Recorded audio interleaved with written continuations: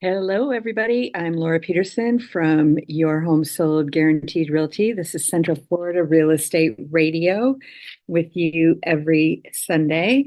And I've got so much to talk about today. I'm in a little bit different format here because I'm out of town, but wanted to make sure that I got everything recorded and going the way that we needed to and all of that kind of good stuff. So basically, I'm just going to jump right in here with the stats like I always do in regards to what's happening and let everybody know that. So when you're looking at the stats for this week, last week there were 373 homes that sold, and that's from the week of August 4th to August 10th. So we're always a week behind on that. The median price of single family homes went to 440,000, which was down a little bit. I think it was 460 last week. So it's down a little bit, but it's still within that range of error. And, when we're just looking at a week, it's not a very big sample in regards to what's going on, but it definitely gives us an idea in regards to, what's happening and all of that kind of good stuff.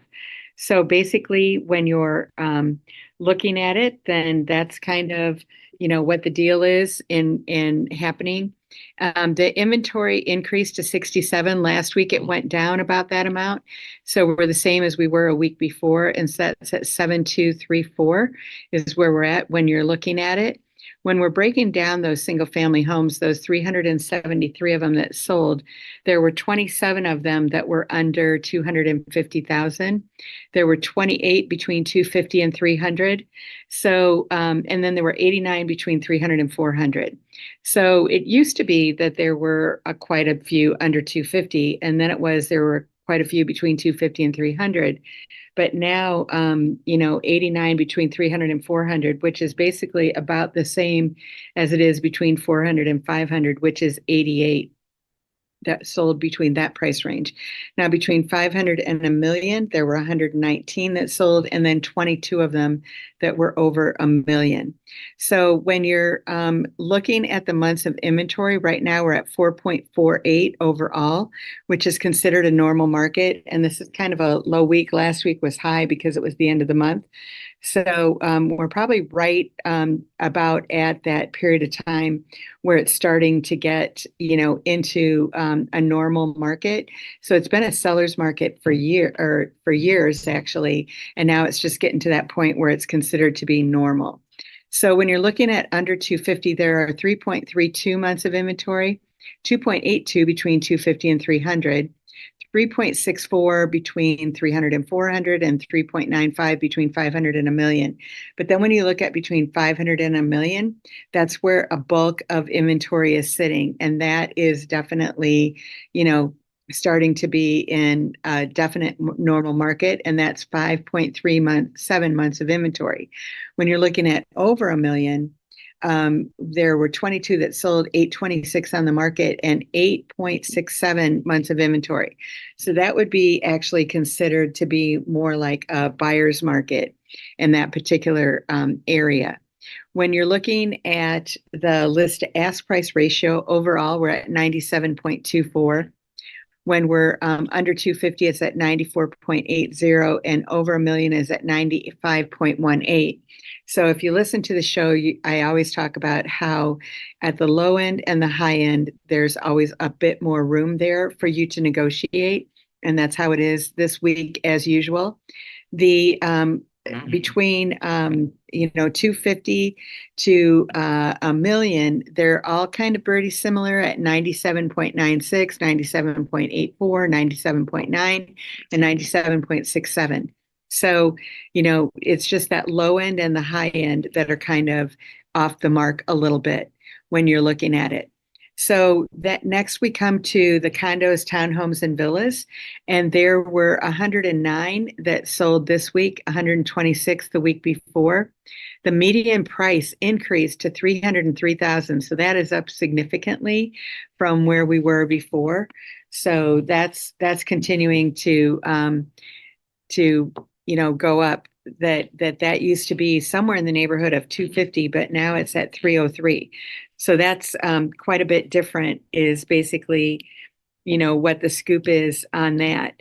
So that that kind of is an interesting statistic that we're looking at when it comes to what's happening in regards to the townhomes and the villas and all of that. So the inventory actually remained constant there, which is very surprising, but it did for this week. So when we're looking at the 109, how that shakes down, there were 34 of them under 250, 18 between 250 and 300, 33 between 300 and 400, 15 between 400 and 500, two between 500 and a million, and none of them sold over a million this week. There's only 24 in inventory, but none of them sold. So that kind of is it. Their months of inventory, when we're looking at condos, townhomes, and villas, is well above single family homes. We're at 7.57. So that's probably the biggest difference is the amount of inventory of condos, townhomes, and villas versus single family homes. Under 250 are at 8.44. It's at 6.9 between 250 and 300, 6.87 to 300 to 400, 7.15, and 8.23, 500 to a million.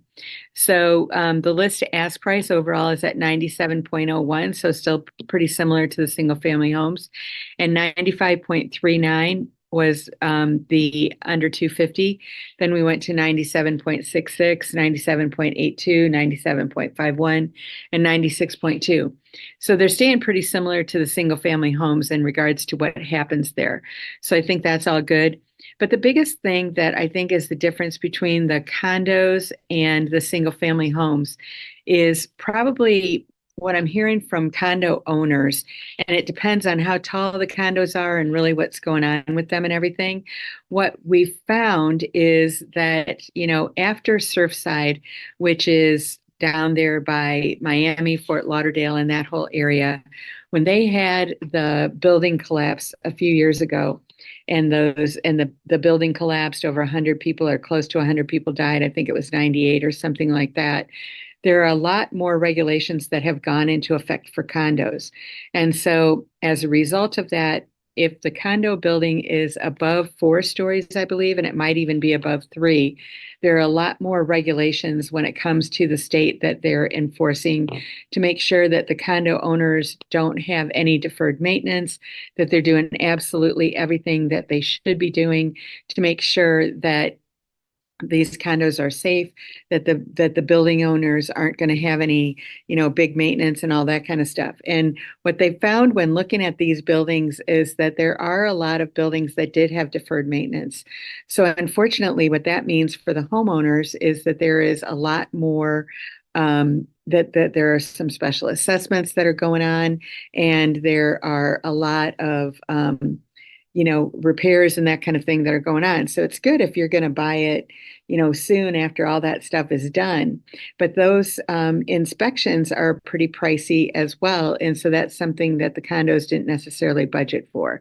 So the reason I'm telling you all this is that I think condos are great. I lived in a condo before I moved to Florida in Chicago for years, and I loved it. And it was great. It was a high rise. I was on the 21st floor, and that building was very well maintained. And it was a very inexpensive way of living. I didn't have to maintain anything. It was absolutely great.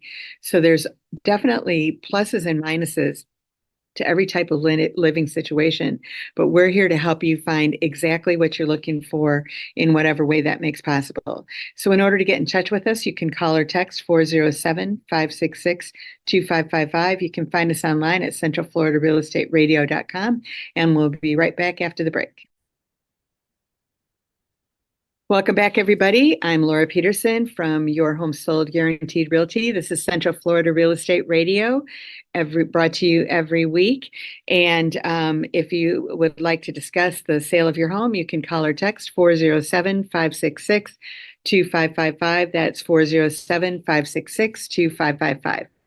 So one of the things that I wanted to talk about today was actually rents. And if you're investing, that this is something that you're definitely interested in. And what we have had in Central Florida is we've definitely had the situation where the rents have continued to increase. And as a result of that, there's been a lot of it's been some really nice return on investment for people that are holding rental property. And so it's been going and up and up, and there's definitely a shortage of inventory, and obviously it's a supply and demand type of thing. So if there's not enough inventory, then obviously they can charge more money, which they have, and all investors have. Excuse me. So I know that there's some investors, however, that it's like when they have a good tenant, they're just like, hey, I like this tenant. They always pay on time. I don't have any reason to do anything other than keep them happy where they're at. So I'm not going to do exorbitant increases in rent, and they don't. And so as a result of that, there's some people that are kind of grandfathered in, and they're like, I don't want to move because I've got a really good deal here. And it's a win-win situation for both the landlord as well as for the people that own the property, for the landlord and the person who are leasing the property, because there's stability. And if you have to change renters and stuff, you might go a month with it's being empty, and so it takes a while to get all that money up. But basically, the with all of the building and everything that's going on, which I know that we've been talking about for years, is that it's starting to catch up a little bit, that the supply is actually getting to the point where there aren't those huge increases in rent. And I know that if people are looking for a place to rent, generally the requirements are that you have to be making three times the amount of that rent. And so that's also, can become problematic for some people. But nationwide, the median asking rent has rises slightly, but it's still down $53 a month from the all-time high. So rents are dropping across the Sun Belt as East Coast and Midwest cities record big increases. So basically, I'm always talking about real estate being local, and that's what I'm going to be talking about here. And when we're looking at the Orlando area in specific, which is obviously where we're at and what we're talking about, is that the median asking rent is at $1,772. And that is down 0.2%, which is, pretty awesome that it's just down just a little bit. And actually, year over year, the asking rent is down 4.4%. So that's pretty good in itself. When you're looking at the national average rent, it's at 1647, and Orlando is at 1772. Now, comparing that to some of the other cities in Florida, Tampa is at 1750. So that's just a few dollars, less than we are. But they're down 5.9% overall versus 4.4 for us. Jacksonville is actually the slowest or the lowest area that they're showing on this chart here. And that average median rent is the median asking rent is $1,465, which is down, $300 from where we're at 1772. And they're down 14.3% year over year in the median asking price. And then Miami is down a little bit as well. They're down 3.2% overall, but they're still significantly higher than Orlando. The median rent price there is at 2430. So that's where we're at in regards to that. So basically, I think that's a really good thing for everybody to know and think about and all of that kind of good stuff. Now, another interesting fact that I found out here when it comes to investors and what's going on and everything, that investors bought one out of every six U.S. homes that sold, purchasing 43 billion worth of properties, and one out of every four low-priced homes that sold. So just like what I was talking about, is that people have realized that it's a good investment, that you're going to get a good return on investment, that you can see what's going on and you're in somewhat control. For example, if you're investing in the stock market and whatever that company does, you really have no control in regards to what it does or what happens with the stock market, if it goes up or down or anything like that. You don't have any thing that you can necessarily contribute to it outside of your money. And so you're kind of hoping that you've made a right decision in the right management and all of that kind of thing in regards to what's happened. If you do purchase property and you own dirt, like one lady was telling me, is that you can never go wrong owning dirt. You've got something tangible, you can drive by it, you can see it. If it's sitting there empty and you want to do something with it, you can lower the price a little bit and get it going and that kind of stuff. And I think that it's just really interesting to see, what's going on and all of that kind of stuff. But primarily the investors are buying the single family homes. That's what's driving them, the increase in the investor activity. And the investors bought 1/4 of America's affordable homes, just like I had said. And so low priced homes represented 45.2% of investor purchases, while high priced homes made up the 30.9%, and mid priced homes counted for 23.9%. So they're going for the low or they're going for the high. And that really kind of makes sense to me, because if you're looking for that entry level or whatever, then that's something where where most people can afford to rent and can pay what you want them to. So that's obviously a really good thing for you that you would want to have happen. The second thing that's going on here that I think makes sense on the high end, because if you're investing in a high end home and you're going to be renting that out, then you're going to also, be getting the people on the fringe that definitely it's a unique kind of a product. And so you're going to be able to get more money for that. So that's the other side of the coin when it comes to that. When I was looking recently at some homes that were for sale in Orlando, in the Orlando market, and one of the highest priced homes on the market was actually a vacation home. And this place was absolutely beautiful. It's, I believe it was 7 million. And I think it had 14 bedrooms and bathrooms. And so it's kind of a mansion on its own. But it's got, it's like when you look at it, it's a very open floor plan, but it's very segmented as well. So you can have like groups of people communicating within one big space, and like different conversation groups, or I guess what I would say that it was. And then if you're on the outside area, it's got like the lazy river that actually belongs to this house, as well as the regular pool and everything. And it's got the themed rooms in regards to like the theater room, as well as game rooms and that kind of stuff. So as an Airbnb, the place was absolutely awesome. And there was another one that was very similar to it in price. But when you looked at the two compared to the other one, the one was a wow and the other one was a, oh, that's nice, but not like the wow. And the wow is what gets the money when it comes to the vacation homes, and when it gets to the more money when you're renting something out and all of those kinds of things. So it definitely makes sense to do the thing that is best for you and your family, obviously. But as investors, it makes sense that the lower end, where more people can afford, and the higher end that makes it unique, are where the most sales are happening in regards to that investor market. And like I've said before, when it comes down to it, the investors are not overpaying for properties.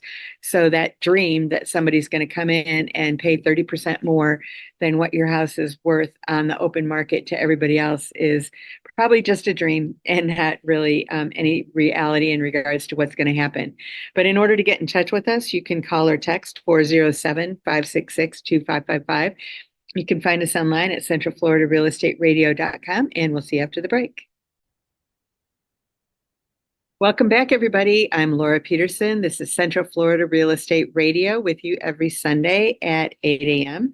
In order to get in touch with us, you can call or text 407-566-2555. That's 407-566-2555. And I'm from Your Home Sold Guaranteed Realty. And I wanted to talk to you today in regards to 15 and a 30-year mortgage. What's the difference? What's the benefits of getting a 15 versus a 30-year? And obviously, a 15 versus a 30-year, you have to pay it in half the time. So obviously, that's a benefit that if you can afford to do that, that it might make sense to you to do that. But when you're looking at the two, both the 15 and the 30-year mortgages are fixed rate loans, and the difference lies mainly in their terms. How long do you have to pay them off? And the 30-year fixed rate mortgage is the go-to for most Americans buying a home because it allows the borrower to spread the loan payments out. Doing so keeps the monthly payment more affordable, but it does mean paying more and more interest for the loan. With the 15-year mortgage, borrowers pay off their loan in 15 years, a decade and a half. And as a result, each monthly loan payment will be larger, but the payoff time will be less since you're paying, and the overall interest will be less because you're paying interest for a shorter amount of time. So the longer the term, with everything else being equal, the lower the payment amount because the mortgage amount is amortized over a longer period, obviously. Just kind of makes sense. So let's look at the pros and cons of the 15-year mortgage. The pros are it's typically a lower interest rate. So obviously that would be important to a lot of people. Another pro is that it's much less interest paid over the life of the loan, and the loan is paid off sooner, and it builds home equity faster as payments toward the principal are higher. The cons are that the monthly payments are higher to speed up the repayment, and it can be harder to qualify for because obviously you've got to be making the amount of money to pay for that, and they want to make sure you're not going to default on it.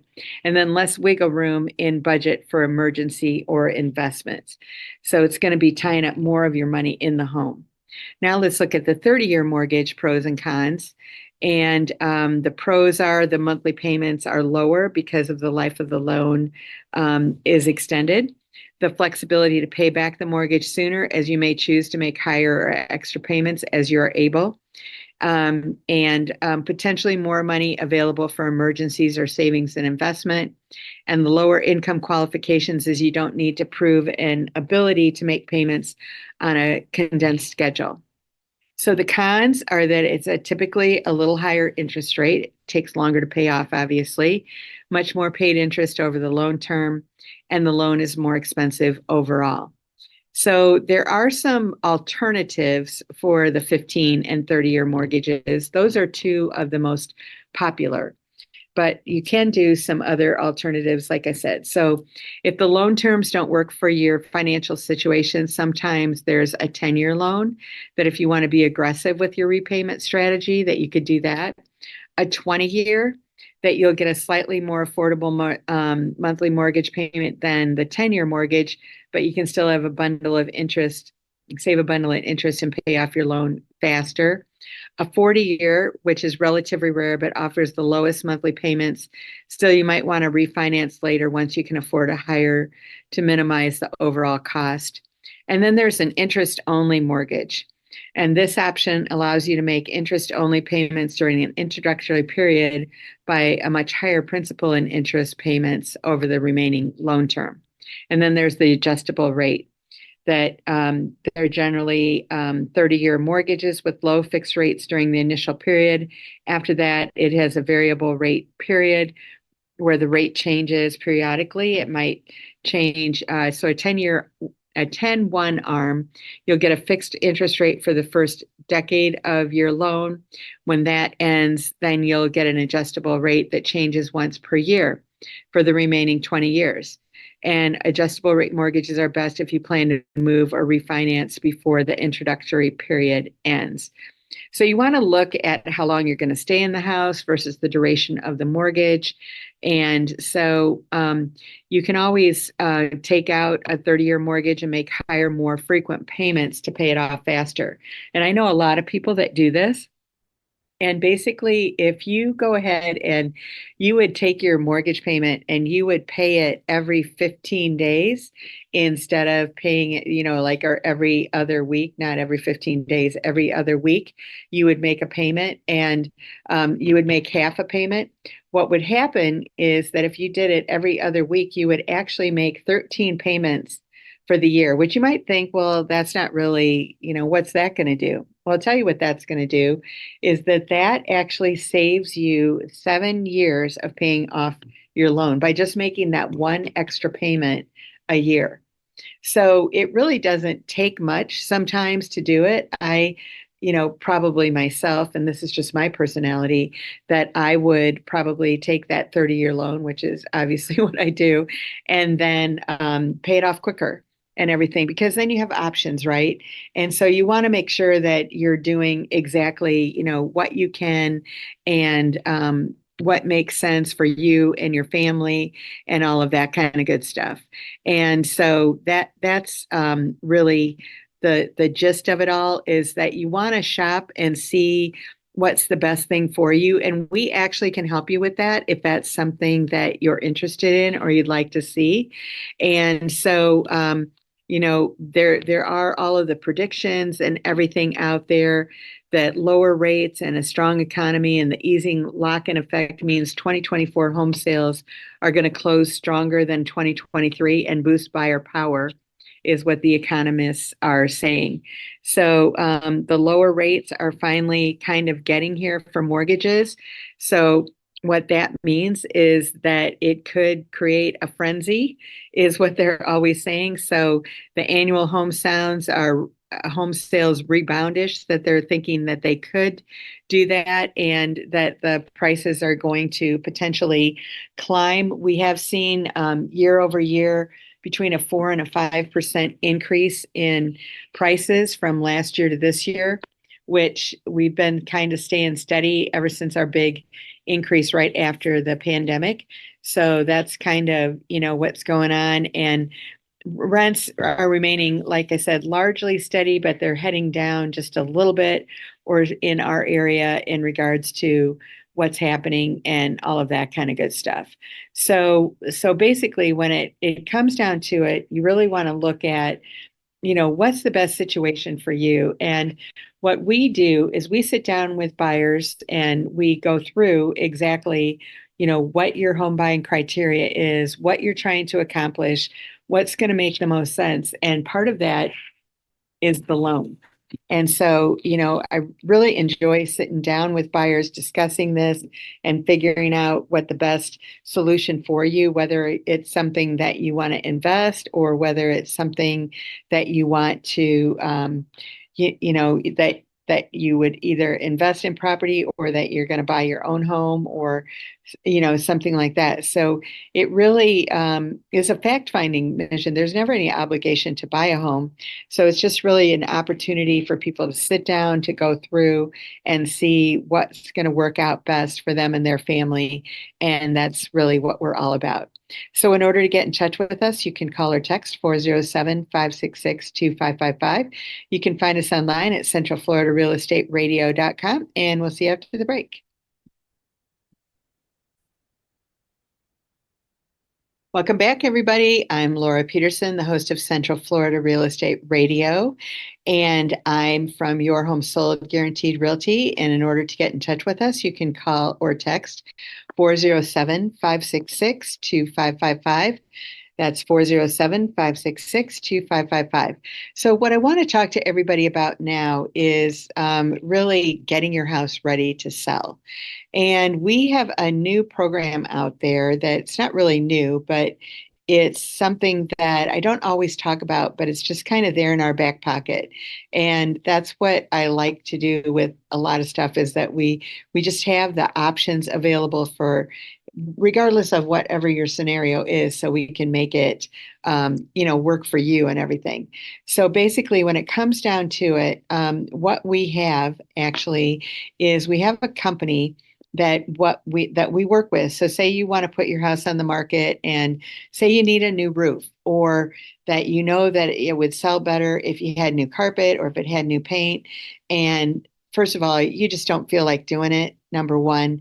And number two, you don't have the time, energy, and effort to do it, but you know that it would make a big difference in getting your house sold. Well, guess what? This company comes in, they're very reasonable what they do, and we all work together. So they come in, they do an analysis of your home. We sit down together, we do the company and you, the seller, and we go through and we say, okay, for this, if you would do this, say you spend $5,000 on this, then we believe that you can bring an extra $20,000 in on your house. And so you're like going, wow, that really makes sense, but I don't have the $5,000. Well, guess what? You don't have to have the $5,000. They get that $5,000 paid at closing. So it doesn't have to come out of your pocket. The other thing that's really great is that they come in with their project managers and they manage the whole thing. So they're your general contractor, their project manager comes in, and that person actually is the one who communicates with you. They get all the vendors there. They make sure that the vendors did the work, that they do it satisfactorily, that they get everything done. So it's kind of like a done for you, hands off kind of a deal. So it's like, that's just great. And you might be sitting there stressing, saying, well, I really think that I need a new roof, but I can't afford it. And how am I going to get through this? And this is how you're going to get through it. We're going to help you, navigate these waters, and we can look up front what the scoop is. So basically, you can flip your own home today with this program without having to spend the money. So how great is that? That they're going to come in and spend the money. So it's like a typical flipper would come in, buy the property, then they would invest all this money in the property, getting it done on these timelines, and then go to resell it. Well, what happens here is that you actually are the flipper. So you come in, you've already got the house, you're living in it, you don't move out. What happens is they come in, they do all those projects, they're all good to go, and then you put your house on the market in tip-top shape, getting top dollar. So now this program isn't for everybody, but for those of you that are, what a great opportunity for you. So there's no reason that you need to do that, and then you're going to get top dollar. For those of you that say, I don't even want anyone coming through my house, I just want to sell it. Well, we've got a program for you as well. And we've got buyers that'll come in there and pay market value for your home, and then they'll resell it. And there are some fees for that, but in the big scheme of things, I don't really think that they're bad. There is a study that came out recently that showed that over the last 40 years, so it's 40 years worth of data that they've studied, and the people that paid cash for a house paid on average 14% less than the people that got a mortgage. So if you were willing to go through the process of having somebody apply for the loan, get qualified for the loan, and buy the house, generally you got an extra 14%, on that sale. So that was worth your headache or whatever. But maybe you're like, I really just don't want to have that headache. Okay, so this is a cash sale. They're giving you full market value, but they do have a program fee, and their program fee is 5 or 6%. There's a couple of companies that we deal with, and we look at both of them to see which one makes more sense for you, and kind of pit them against each other. So we get a bidding war between the cash buyers is kind of what we do. So it's kind of exciting and fun and all of that to do. But basically, when we do that, what happens then is that you're able to, get the best price or whatever is most comfortable for you. You pick your closing date, when you're getting your cash, all of that kind of thing. And it's just a total win-win situation. Now, in that program, you do have to move out when they give you they buy your house, obviously, and that kind of thing. And they might do some renovations before they resell it. Again, they're going to discuss it with you before they do that. But you really want to look at it. And the thing that I like about all of these programs is that it's professionals like myself that are coming in there and determining what should be spent. So I think that a lot of times that homeowners are kind of like blind archery going, oh, well, I would be able to make more money if I changed out all the windows to double pane and stuff from single pane. And, that might be great for what you want to do, but it's not necessarily going to bring in the thousands and thousands of extra dollars that you might be expecting. And I've worked with some investors, and that's what they thought. And they lost their shirt kind of on it because they did spend extra money in places that it doesn't make sense. So, when we're working with these companies that come in that do this thousands and thousands of times and everything, and myself that sells thousands and thousands of houses, that basically when it comes down to it, it ends up being a win-win situation for everybody across the board, making everything happen in the way that you want to make it happen. And it's absolutely awesome.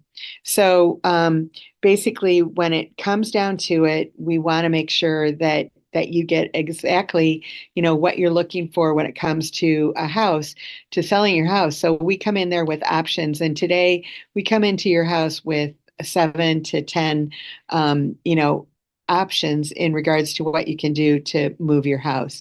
And we're coming in with those offers right then and there. They're not like maybe, they're already happening. So it's just absolutely a great situation. So, basically, I'm winding down here today, but I just want to let you know about our house in the week. And this is a house that is in Kissimmee. It's actually very close to Margaritaville. It is a 4 bedroom, 2.5 bath, 1 story home. The roof was replaced, I believe, in 2018, so it's relatively new. The house has been relatively newly painted. The flooring is in really good shape. They actually added a half bath by the pool. So that's the half bath. So you've got a private pool bath that nobody has to be tracking through the house. It's very close to Disney, very close to Margaritaville, and all of that kind of stuff. And, obviously has a private pool that's screened in. The way that the neighbors are situated in this home is that you do have rear neighbors, but you don't really see them and everything. So, because it's kind of on a pie lot and the way that it's situated, it's really pretty awesome. So this house is available, and it's right there, perfectly priced for the right person, under 450,000. So if it's something that you're interested in, please give us a call and we'll be happy to arrange a showing for this house or anything else.